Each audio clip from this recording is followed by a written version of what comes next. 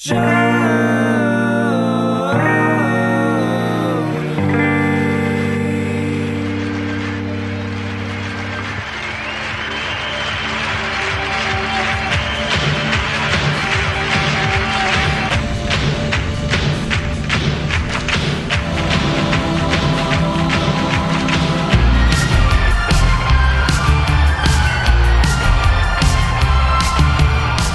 hello, everybody. Welcome to another installment of Show to View with Mike G, the show of life, the show of gin, the show of writing prolifically, traveling all over with your wife, and really diving into the history of cocktails and spirits themselves. Today's guest is a living legend. He's done it all, seen it all, and still continues to write, still continues to distill. And I'm talking about Jared Brown of Sipsmith Gin. He was recently in town and we sat down, talked about life, talked about love, and everything in between. Great story, great history. This chat could have went on for hours.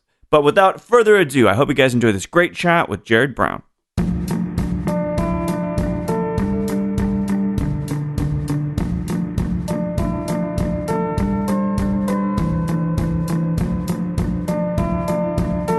I wouldn't say that she's really changed me so much as absolutely made me who I am. Oh, really? Yeah.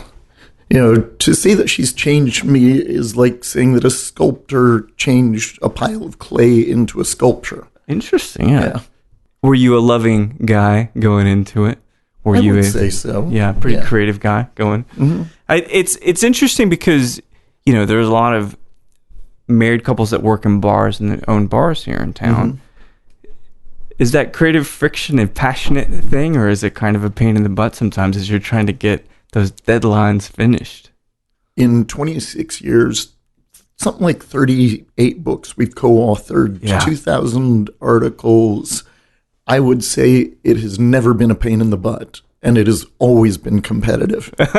It's always been real positive competition. Sure. Yeah, we like to attempt to one-up each other, outdo each other. But we also celebrate each other's victories in that at every point. Pushing each other forward, making each other stronger. What would be one of those kinds of competition? How many chapters she's got over you, maybe? Or discoveries. Oh, I see. Okay. Because we also do a lot of work as historians. Yeah.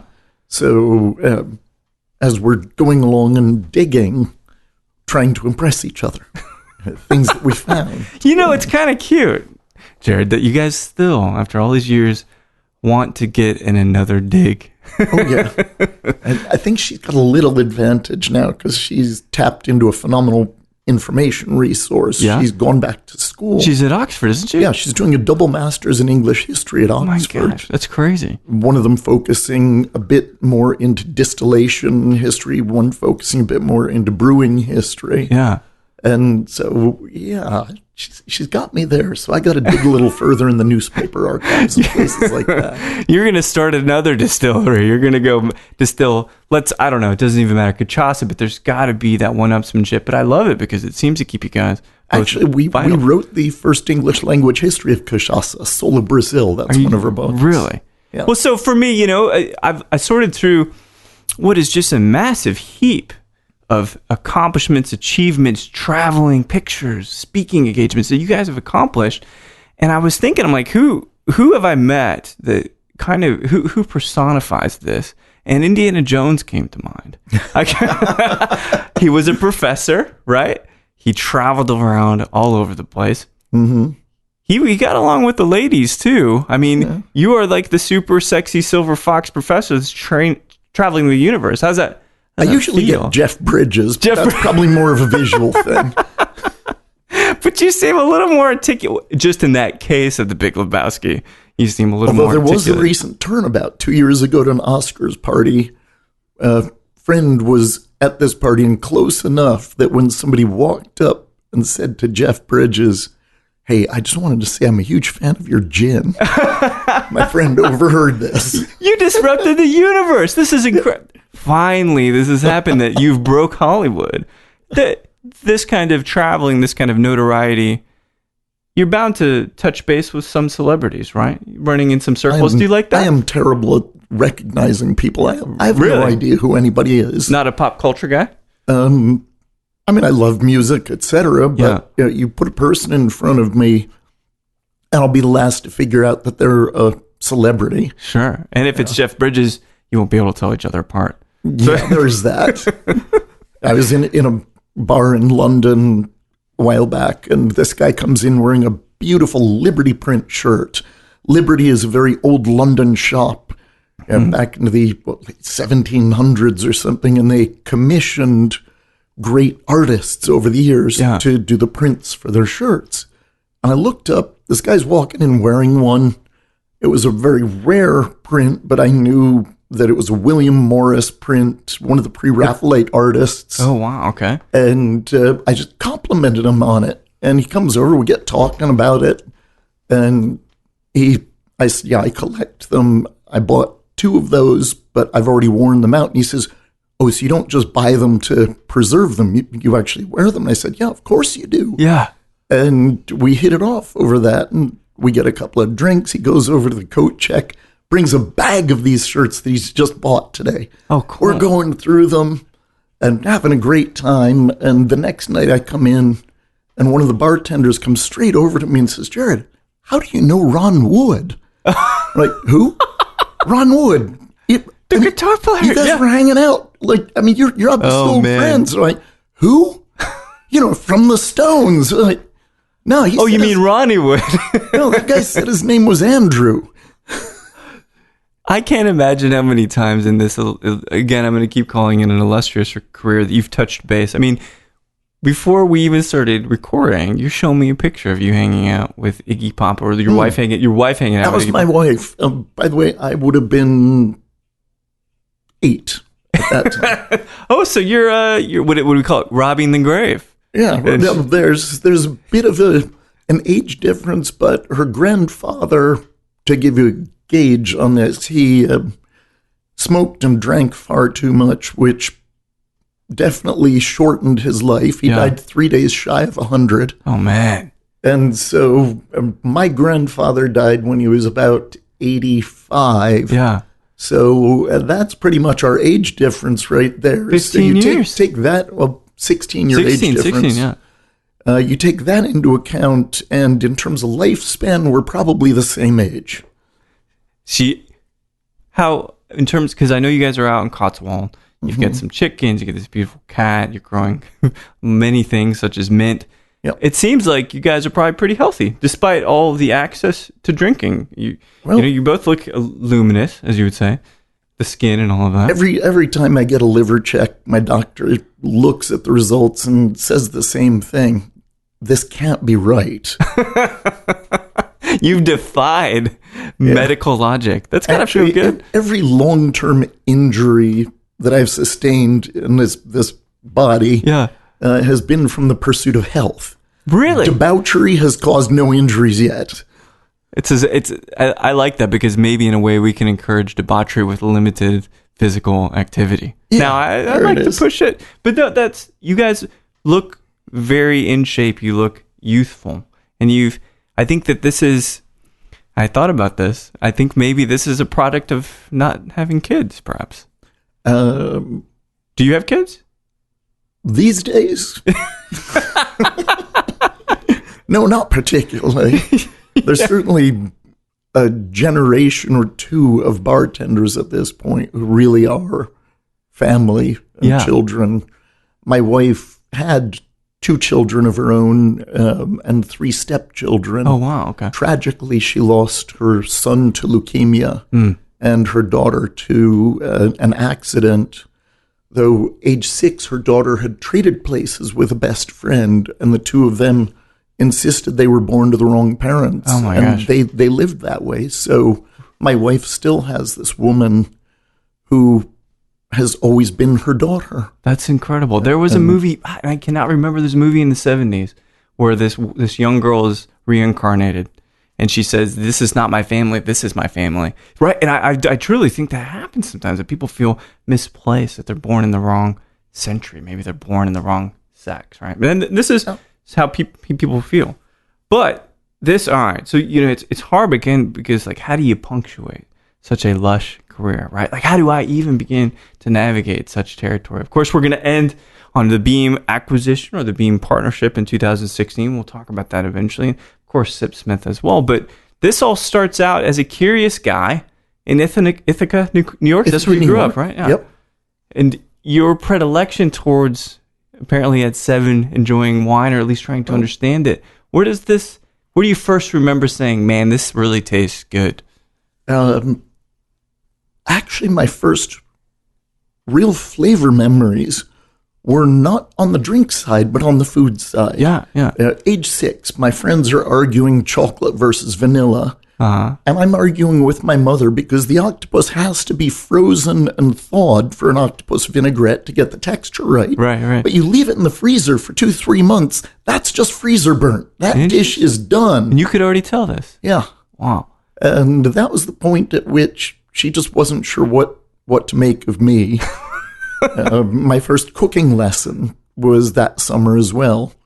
And it was on a mountainside outside of Mexico City.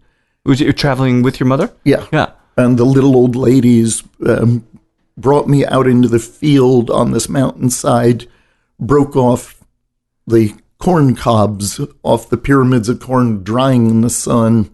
We ground those down to make tortillas, picked some wild arugula, some limes, and one of the caballeros showed up with a black goat over his shoulders. Oh, wow. And he slit its throat with the machete right there. He did it so gently, so skillfully, the goat seemed to just relax in his grip. Yeah.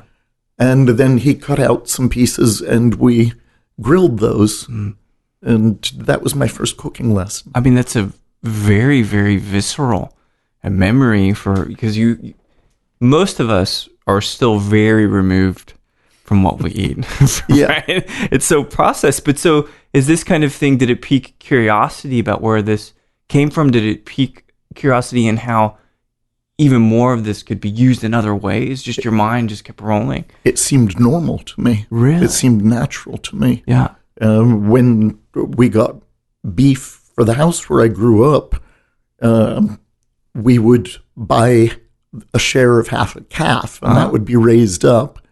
And then in a year, the butcher would show up at the house with all the rough cuts, and he'd cut it down on the kitchen counter. Yeah. And we'd wrap them and label them, and he'd be telling us all about each cut.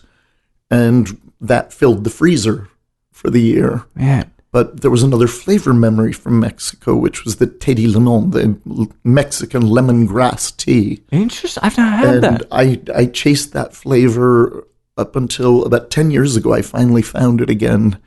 We're walking down the street in Tequila, Mexico, and talking with some friends as we're walking along. And all of a sudden, they realize I've just disappeared into a shop. I smelled it from out on the street. And at the back of the shop, there was a stack of boxes of this tea. Found it again and reconnected. But my stepfather at that time was fascinated by my palate. And so at dinner, he would always bring different wines, introduce me to them, 3 years of informal wine training. But after that, I kind of realized there must be more. So age 10, I did my first distillation. Yeah, it was a cold distillation of cider, if I understand correctly, which is a brilliant way to do it. It's a lot safer than using heat and creating something massively flammable. But Although I'd like to see a Mythbusters episode on the flammability of a still, because how flammable are they really? Yeah. Well, when was the last time you did a flambe? How long did it take you to get that thing lit? Yeah. And how easy was it to put out? To be honest, if the liquid inside a still caught fire, I expect all you'd have to do is close the door. That's right. Just cut the oxygen and it would go right out. Yeah. It's a great point. I mean, still explosions, which that's a lot of that from Prohibition. What that probably was more than anything is they're chucking a lot of, like they got some apples sitting in the thing, and an apple gets chucked up through the swan's neck, right? Because it's boiling so hard, plugs it, or something else plugs the exit, And then you're just building pressure inside there by the heat. And this happened in Kentucky, and they said there was a still malfunction. There's a couple people even Somebody killed. forgot to open the valve. That's right, yeah. I mean, you always have to, to get in the science part of it, which neither one of us are super, super interested in. But you have to have atmospheric pressure. You got to let that still breathe. Mm-hmm. You got to let most things breathe to really feel their potential. In a sense, having this support and your stepfather saying, come on, try this. Mm-hmm. There was no limit to what you were able to have access to, I guess. They were wanting to, both your parents also, are like... it was the 70s. They didn't limit kids to access to things. You know? Oh, man, you could walk to school alone, right? And without a helmet on. Oh, man, it is vastly different. And you know what? Do you think that it's the fact that what we call it helicopter parenting, I think is what they call it. Do you think that is potentially squishing the creative nature and the inquisitive nature of kids? Well, it's certainly limiting natural selection. I'll say that. Yeah, that's definitely a piece of it. Yeah, but I do think that we learn through negative and positive reinforcement. Yeah. And those childhood injuries teach us things. Sure. As they should, right? Oh, yeah. Like, don't finger sternogronis. Especially if you have a cut. That's the worst. Chopping limes for whatever. Oh, man. It's one of the worst things. Going to the bathroom after chopping chilies? Terrible idea. I do love that sign in the Tabasco plant that says employees must wash hands before using the toilet.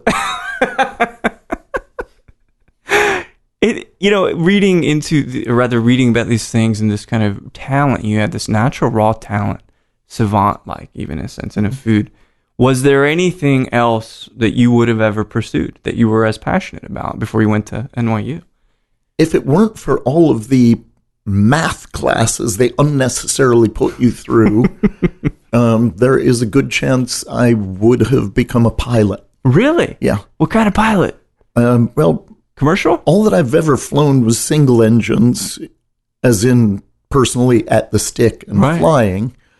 And so that is my only knowledge and love of flying. Everything from a Piper Cub, Piper Super Cub, a Stearman biplane, a Mooney. The Mooney 231 is like the Porsche of single engine planes. That thing is so fast. Age 11, I co-piloted one of those, New York to the Bahamas. You realize how much closer each little box we check off, you are becoming closer to Indiana Jones. I just want to make that clear, Ironically, when I was a little kid, Thursday lunches were Greek lemon soup with Louis Leakey, the anthropologist. Oh, no, really? I'm not familiar, but an anthropologist, if you've heard of Lucy, which is the earliest humanoid remains discovered in Africa, that was Dr. Louis Leakey who discovered them. And you just happened to have some casual lunches with him as a student? No, as a child. As a child? Well, yeah. Well, a student of the world. My father passed away when I was very young. Yeah. My mother was a very beautiful widow. She got invited a lot of places. She decided I was her experiment, and so she would bring me along to see what would happen if I was exposed to remarkable men. Wow. From early childhood. And I grew up where Cornell University was. Yeah.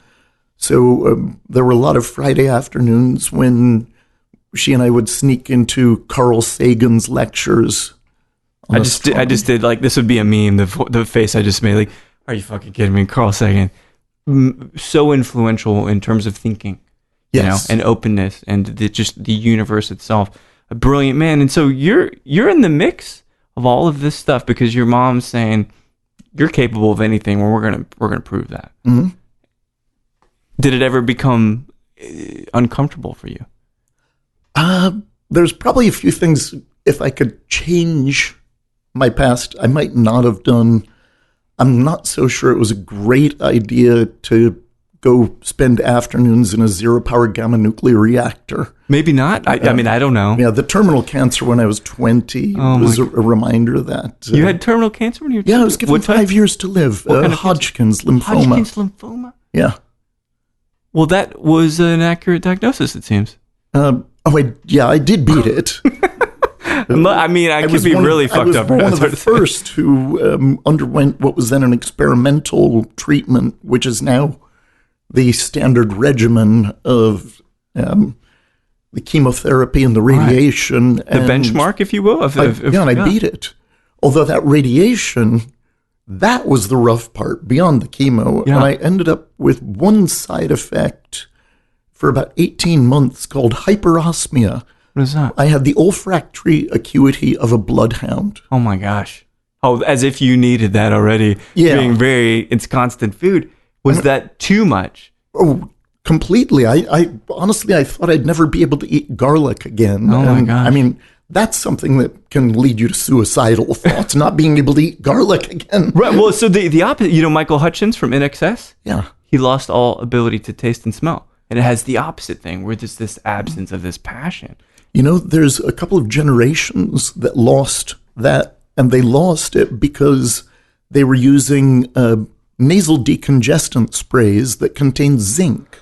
And the zinc would permanently destroy the olfactory nerve. Oh my gosh. And you can spot these people in conversation in a heartbeat because they don't talk about their love of food because of the flavors, but they are all on very special diets. It's all about bodily effect and bodily function. Really? Rather than flavor passions. So they probably eat healthier than the rest of us too. Yeah, that's... Okay. So I got to say this.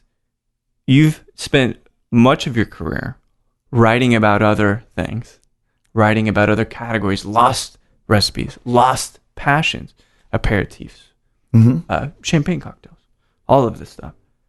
When will you, because 20 minutes with you, an hour with you, would not accurately chronicle this amazing story that you've lived. When are you going to write about you, your journey? And if you say it's not interesting, I'm gonna roll my eyes just in advance. I keep trying to start writing that one, and I'll write down an anecdote here and there. Yeah. And then I never manage to put them all in one spot. And so I keep losing them. Man. Suddenly thinking that line from the end of Blade Runner, the things I've seen lost, like tears in the rain. Right. But where does this, much like it takes someone like you and your wife as investigators, as detectives, to unearth these lost facts, these lost bits of data that are there, but someone has to go in with that magnifying glass. What if we lose that stuff in those tales, in those bars conversations about you? I've hopefully done a lot of Facebook messaging with various people, so I guess it just takes a subpoena, right? A bunch of it will pile up out there in the ether and might filter back. Yeah. What if someone sat with you and spent, 3 months, 6 months and said, Jared, let's just talk. We're going to put the recorder on. We're going to chronicle this thing. We'd probably get distracted and never get around to the right subjects anyway, because there's so many great things to talk about in this world. I can't imagine. Well, one of the things, I think one of the most formative chapters among many, I'm sure, is the move to Boise to work for Bardonnay. It is, right? Is that how you say that? And we didn't move there to do that. You did. So you actually moved to... You wait, hang on. Because you left Manhattan to move there, right? Or were you guys actually we went on basically a 7-year road trip. Cool. Shortly after Following the Dead, right? Yeah. There you go. I'm just kidding. I hate the Dead. Salt in the wounds. One of my biggest regrets in life. I think it's about 13, and somebody handed me a concert ticket, and I didn't go. And it was the Dead at Cornell University, 1977, which today, if you go online, oh my gosh, every single Deadhead calls it the best show of their entire careers. Oh, but you were only 13. It's a hard one. Yeah. I missed Radiohead in 95 playing all of the Bends. I mean, now, of course, to compare the two, it's quite strange, but I'm a kid, And I'll always drink that sorry memory away. Yeah.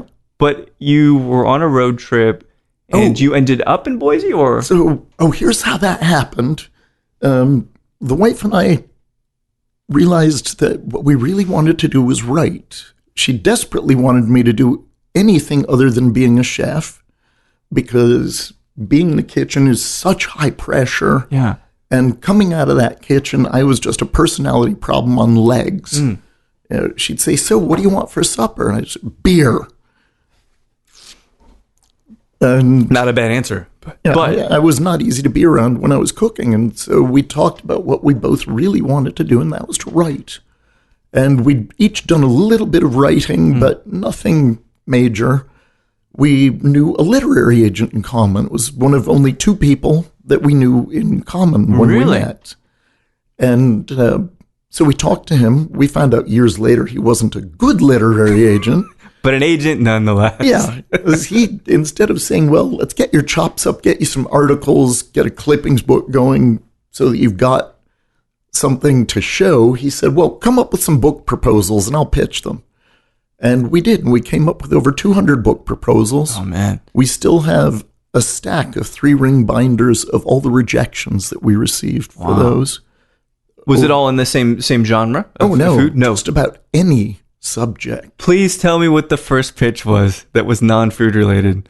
Oh, there was a couple of children's books that we pitched, Really? along with one of the great designers from the 60s, from the Pushpin group, Seymour Quast, who was partnered with Milton Glaser, who did the I Heart New York. All right. Okay. That was a Pushpin design.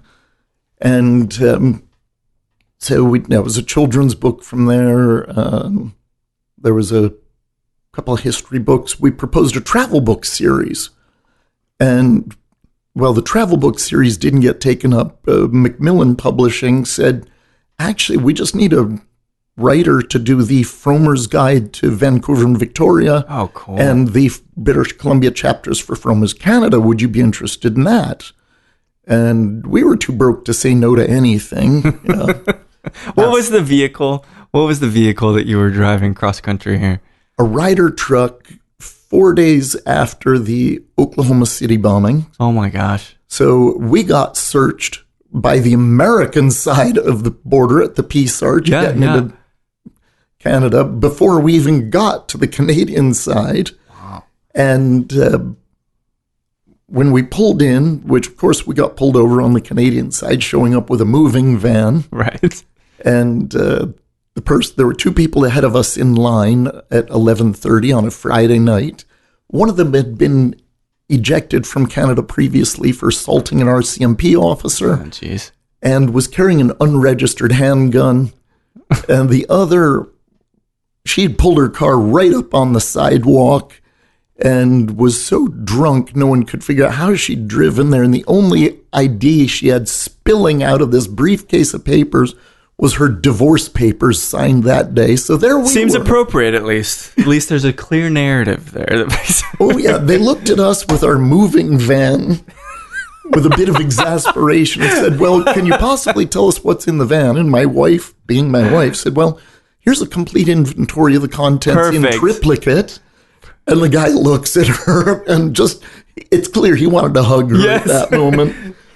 We're just trying to get home, goddammit. Like, just how long are you staying? We said, well, honestly, we're not sure. And we established a little rapport. And so he said, well, actually, you can get a 6-month tourist visa. It's good for 6 months out of every year. Oh, nice. But at the 4-month mark, go in and renew it. And you can just keep getting these 6 months visas as long as you're not working in Canada. Yeah, yeah. And so we ended up doing that for 3 years. Oh, it's lovely. Love Vancouver, British Columbia. That's we beautiful. wrote 6 books on it. We reviewed 500 restaurants there. We reviewed about 200 hotels throughout British Columbia. It is one of the most beautiful places on Earth. Love it. The weather's too. Squirrels are gray. I love that. they're brown here, but that was like, I'm like a kid. It's like, oh my God, it's a gray squirrel. I go chase it around. Well, they've even got black ones in there. Are you kidding me? Yeah, because they brought them over from Central Park in New York. Oh, no. Yep. See, the things about being just purely curious about the world, you know? Well, then, so we moved Boise. to San Francisco, 6 months, realized there were way too many parties. We were, at that time, trying to write 5 books simultaneously. Gosh. needed a quieter place because if you didn't return phone calls about a party, they'd show up at your house and drag you out. Oh, no. So we moved to Boise, thought it would be quiet. The guy who created the International Martini competition in between Seattle and Vancouver moved there the same week we did, unbeknownst to us. Dear friend Mark Novak, legendary gourmand and partier. Yeah. So we ended up partying with him. And then Kevin Settles was opening North America's first micro distillery restaurant, the Bardenay. That's crazy. In a 1905 telegraph warehouse. It was a 350-seat restaurant. It still is, and it's outstanding. Because I've noticed it. Still open, still thriving. Oh, yeah. That's incredible. It's booming. Yeah. And not surprising because he was inspired by, I believe it was the Gramercy Tavern. I want to say Gramercy Tavern or Union Square Cafe. It was one of the two in New York. And he'd gone in and he'd eaten at the bar. And he said the food was exactly as good as in the dining rooms, but the atmosphere was so relaxed, so comfortable, and the experience was that much better for it. And so his goal was to extend that feeling from the bar all the way across the whole dining room. Wow. So he managed that, but that was a huge place. The bar top 72 feet long, the back bar 15 feet high with library ladders. We were probably the first customers. I think we were in there an hour after they took the plywood off the windows and stuck an open sign in. Asked a million questions about the distilling operation, which wasn't set up yet. Yeah. And the waiter brought Kevin over to our table. We got talking for a bit. I think we'd mentioned to the waiter that we were writing for Wine Spectator, Cigar Aficionado, etc., which we were at that time. And so Kevin was curious. We got talking, and then I mentioned the Martini book that my wife and I wrote. He pulls out a copy, right? Yeah. Yeah. He couldn't have been more surprised at that moment if I'd hit him with a stick. Yeah. He got up, his chair went over backward, looked at the picture of us on the back of the dog-eared copy that he had, and said, I built my whole operation, the bar operation, out of your book. Man. Get out. No, I was kidding. We got talking about the distilling thing. He'd never run a commercial still. We'd never done it. Sure. But he invited us to come back the next day and the next day and the next day. And we got playing around with that. In our collective innocence, we decided to all start with gin. Yeah. There was a great organic co-op. So they had a library of botanicals. And we'd just show up with all different botanicals, distill them off separately, blend them in a pitcher of spirit to see what result we were coming up with. That's great, yeah. And on a beet sugar base. Was it really? Yeah, the alcohol was a beet sugar base. And that gin, I believe it took 91 points from the Beverage Testing Institute. Wow. That is a beautiful gin. It's still available. Yeah. And, I highly recommend it. When you think about gin, which it is the addition of flavor, not the absence of flavor, conversely with vodka, right? That's always how I talk about it. Do you not? I do want to visit this concept it's that fine. Vodka is odorless, flavorless, and colorless. Well, just legally, the government definition. Yeah. I have a dream of someday walking into the TTB with 2 bottles and doing a blind taste test with them. One of them is a bottle of vodka, and the other is a bottle of water. Uh-huh. If they can tell the difference by smell, it is not odorless. If they can tell the difference by taste, it is not flavorless. Right. I'll give them that it's colorless, but you swirl them, and one definitely is not water. Yeah. So I think that definition is antiquated, full of beans. Yes. Well, how about another chat here in a few years about how the TTP classifies things? Full of beans? Yes. Yeah. Absolutely. But nonetheless, gin is colorful. It is compositional. You're adding these flavors. You're trying to have them be balanced. It is, in a way, our tone, our voice. As a writer, you have a voice. And your gin also exudes such voice, brightness, darkness, bitterness. And it's got to be pretty fun creatively to work on a gin, right? It is. I dearly love working on gin. I would say that it's the most complex of all spirits to produce. Yeah. The most challenging, but also there's so much opportunity within it for creative expression. I'm a staunch traditionalist as a full-time historian of drink as well. And so I will always work within the traditions. But like a violinist playing a classical piece, there will always be your personal inflections within it. And so I know that my palate will influence what I produce. Yeah. Well, your life and your experiences, how you love, who you love, that all influence. And this is the thing, I try not to romanticize gin too much, but honestly, it is that. It is a person's expression of their life on the page, but via a spirit. When I was first asked how long it took to come up with the formula, I borrowed a line from Pablo Picasso, who was asked once how long it took to do a particular painting. And he replied, all my life. Exactly. Oh, that's beautiful. Well, we're going to start writing a song here when we're done, because I'm getting this kind of like in my life vibe, John Lennon, and it's going to be an amazing thing. The writing continues to be successful. There are many other projects, far too many to name now. When your autobiography comes out, this is the place, right? People, this is going to be chapter 3. We're talking about this session, and there's a modern cocktail museum, lots of things with Delta Croft, but you ultimately come full circle in a sense. And in, I believe, 2008, 2009, Sipsmith comes to be. After 189 plus 200 plus years, first distillery in London proper. You, Sam, and Fairfax. Thank you. The 3 partners. You guys meet at a Beefeater thing. I'm just trying to speed up the narrative because, of course, this is stuff that you've shared with The Guardian, Liquor.com. You've worked with Desmond Payne on Beefeaters 24. It was all good. On the tasting panel, Desmond ran that him dude, on that. I dearly love him. 50 years as a master distiller of gin as of last year. That's amazing. I had the pleasure of talking to Tom Nichols this year, too. And that was amazing. Yeah. Good guy. I'll put it that way. Great guy. So Sipsmith is born. You are coming into the master distiller role. Did you feel ready for it by that point to be bestowed such a title? Yes. Yeah. I think I've put in my dues. Yeah. Oh, geez, in terms, especially of consulting work within distilleries. The wife and I have covered everywhere from Brazil to Vietnam. Yeah. We'd just come off of a 6-year stint of doing work in Norway and Sweden on vodka.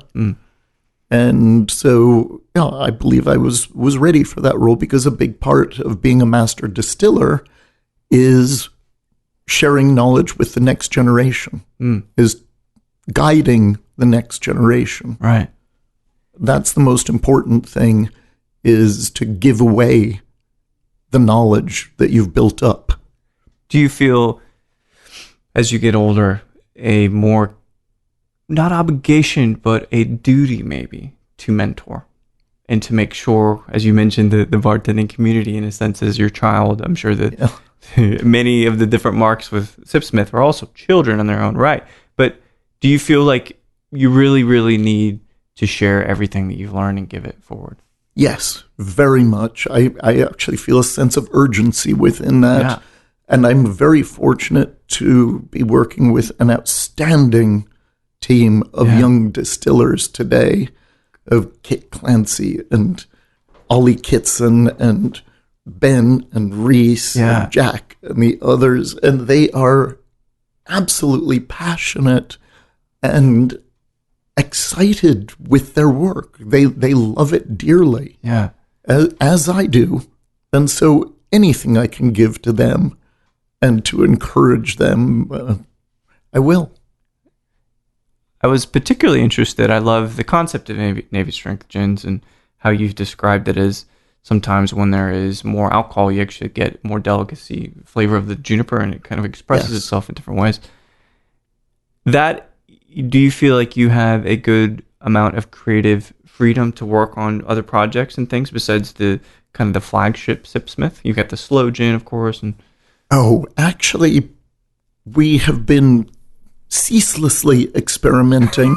I divide our experimentation into two categories, NPD and OPD. Tell me what that is. NPD, new product development, and OPD, old product discovery. Interesting. That's semantics, but I think that's very clever. So we're always reaching back as well as forward. Yeah. And we were doing so much of this on such a tight budget that Fairfax, who is absolutely a genius, he looked at all of this experimentation and saw a possible way to monetize it. We didn't have any capital to put behind this, so he decided to crowdfund. And he I didn't realize that.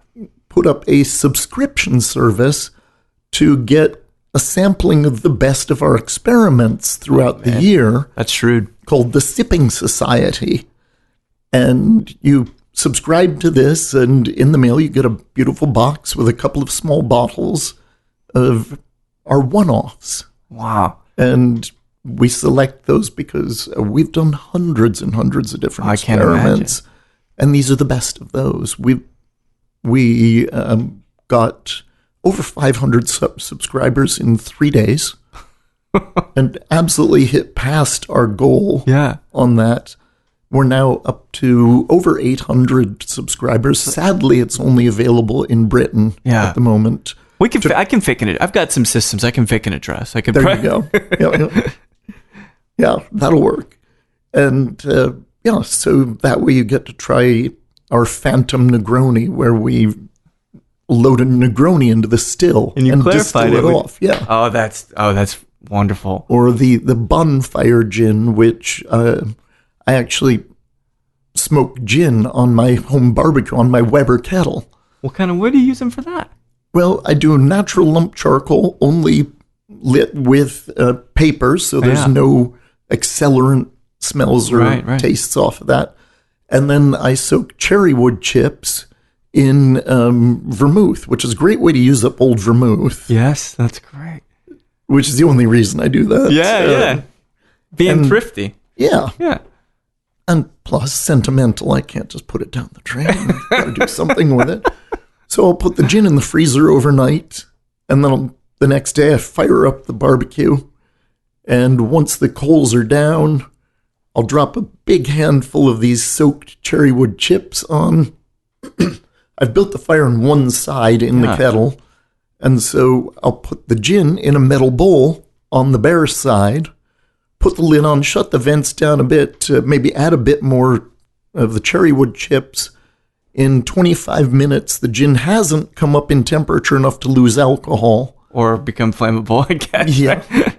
Now, not much danger of that. And what you'll end up with is a beautiful cherry smoked gin. Oh, my gosh. Now, one Sunday, I had people coming to lunch. And so I thought, I'll do two things at once. And I had that set up. And then I chucked a venison haunch on there. Oh, wow. And in Pechuga in the making, kind of, right? 25 minutes, the venison was ready to come into the kitchen, be sliced, and just finish sauteing butter to get that smoke softened on the edges and wrapped around the meat. And the gin had picked up all the venison as well. Gosh. It was roast game dinner in a glass. Oh, that's so amazing. The venison and juniper, it's such a beautiful combination. How often do you have people at your estate in Cotswold to try these amazing concoctions? I wouldn't be able to say what the frequency is because it's sporadic, but I will say last Thanksgiving we had some friends over from the States, and then another friend rang up and said, "Hey, I heard they're coming, so you mind if I drop in?" And we said, "Oh, come on, great to see you." And he's still in the house. That's the problem, isn't it? You invite some people like, this couch is quite comfortable. Yeah. Jared, I kind of want to hang out. Is that cool with you guys? Yeah, well, I mean, friends are welcome. He showed up with 2 big suitcases. Stayed. And divorce papers, and he was driving on the sidewalk. Yeah, pretty much.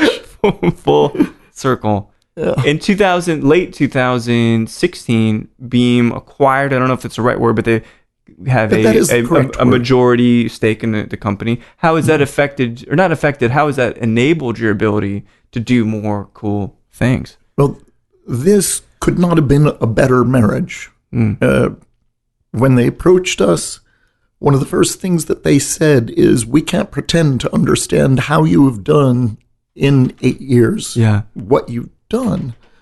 And so what we'd like to do is just ring fence Britain, leave you to it. Yeah. We're going to bring lots of people over to see what you're doing. And it's very clear that you need international arms and legs, which we were painfully aware of at that point as well. Yeah. That was the big stumbling block. We couldn't grow. 2 years ago, Lalani was my rep in the United States, and she was outstanding, working like mad. Today, I have about 1,000 reps in the United States. That's the abrupt change through this acquisition. But unbeknownst to the people sitting down in this deal, it's a very personal history as well. Sure. As a child, my wife would get dragged to summer barbecues where her father worked, and she'd play with this little kid named Fred No, because her father worked at Beam. Are you kidding me? So this is one of those faces. This is a radio face. What the fuck? Are you kidding me? This is crazy how small the world is. And then, ironically, because my wife is Eurasian, when meeting the Suntory side, and of course they immediately speak Japanese to her. She looks Japanese to a Japanese person. Yeah. And she'll look over at me, and I'd have to lean in and say, sumimasen, nihongo wa dekimasen, chota mata kudasai. Excuse me, my wife's not something, right? I'm sorry, English is difficult, or Japanese is difficult. Hang on a minute. Oh, I love, again, serendipity. You know, these moments, it's like, oh yeah, I knew those guys. I was raised part culturally Japanese. I worked for Nikko Hotels, Japan Airlines Hotel Division, 5 years in management, so 5 years of intensive Japanese management training. It is a culture that I dearly love and respect. Yeah. And I thought it was a great marriage for Beam and Suntory, because these disparate cultures are actually so wonderfully compatible. Yeah. And right there, to join that happy marriage was perfect for us. An established writer, an established distiller, teacher, learner, educator, all of these things.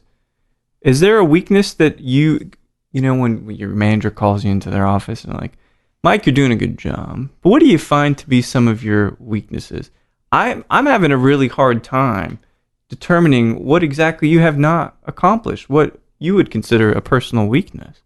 I sometimes don't do that well in a corporate environment because I don't understand the need to wait before doing things, the need to talk things through endlessly before doing them. Yes.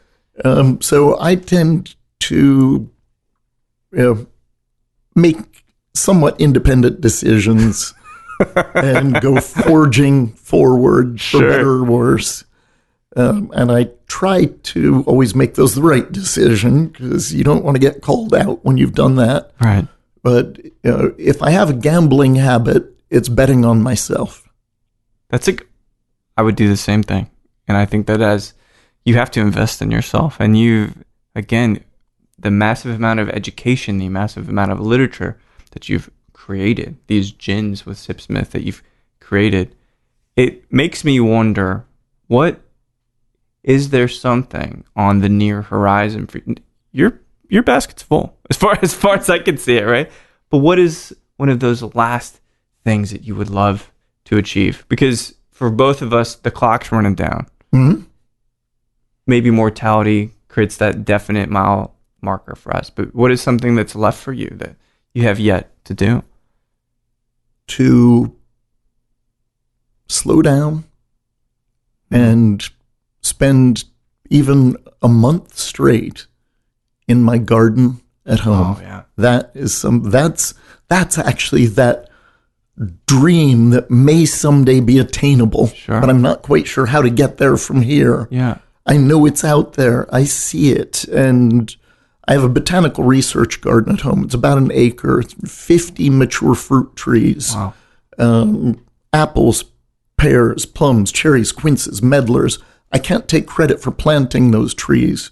My wife and I just moved into this house a year ago, and we were so fortunate to find this place that the garden was created by someone with a very like mind, though a very different job.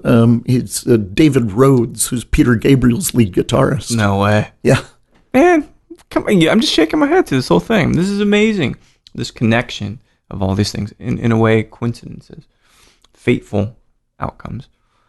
Is retirement a 4-letter word for you? I look at Peter Dorelli, former head bartender of the American Bar at the Savoy, who retired in, I believe it was 2007. And then after about 2 years, he said to me, if I'd known retirement was going to be so much work, I'd never have done it. That's a lovely sentiment. I'm waiting 30 years and we'll see what happens. To be honest, retirement is something other people get to do. I know that I will never be allowed to retire, whatever retirement means, because aside from just recently, I wouldn't say that I've ever really had a job. It's all been passions that, I got a check out of here and there, but this is really the first job I've had in 25, 30 years. Well, you made it look good. You made it look fashionable. You've created a wonderful community of folks that support you and your wife and the endeavors that you have. Brilliant gins as well. And I know people have asked you this question, and I'm going to try to phrase it in a little bit different phrase or format for you.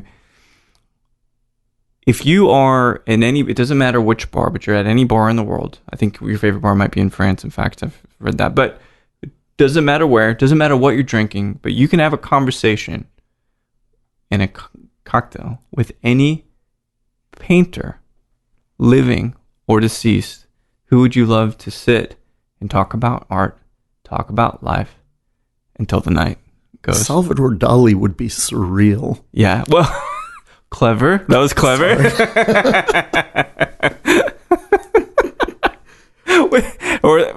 There's got to be a Picasso joke in there. Now you got me thinking this dad joke thing. Possibly Dante Gabriel Rossetti. Rossetti. One of the pre-Raphaelite artists. Okay.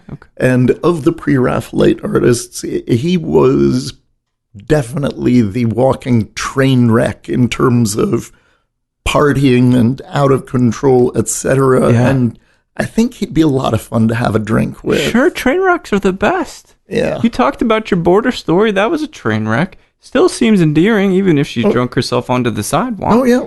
It's something that we should probably be a little more accepting of. Sure. In life, is that once in a while, you've got to do that. If only so that you won't be self-sanctimonious when other people do. Perfect. We're going to wrap it because that's the best soundbite I could possibly ask for. If the autobiography does not come out, shame on me and shame on you, because these are amazing stories. I think anybody, when I mentioned Tom, people want to hang out with him and talk about his life as a gin. But the thing is Tom spent all those years in the distillery. You have been on the road. You've been touring. So it is a story, an exceptional tale that people must be able to read. So if I have to get a subpoena to get those Facebook chats, I will do it. Jared, it was such a pleasure, Sheed. Thanks so much for coming by and sipping some Lefroy and another Beam Gem.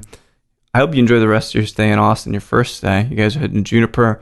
The meal will be exquisite, I can assure you. Thank you so much for taking time out to chat with me. Thank you so much. And I've got to say, as a first-time visitor to Austin, I have fallen in love. And I'm wondering why it was that I was going to New Orleans all those years, because walking home last night, I looked around and I said, you know what? You guys do it better. We do, but don't tell them that. Thanks so much, guys. Apologies to New Orleans. So there we have it, the living legend Jared Brown of Mixology Limited, as an author, as a distiller with Sipsmith Gin, so many things he's done in the early days of distillation, learning about where these things come from, learning about where these spirits come from, the history of many, many things and part of a very, very dynamic duo with his wife. And that's a really inspiring piece as well. So, Jared, thank you so much for taking the time out to sit down and chat with me. And thanks, everybody, for listening to Show to V with Mike G. No matter how well-intentioned you are to go get this input fixed on your old Epiphone guitar, or if you're thinking, I probably shouldn't spend any more money on camera lenses, please keep dancing.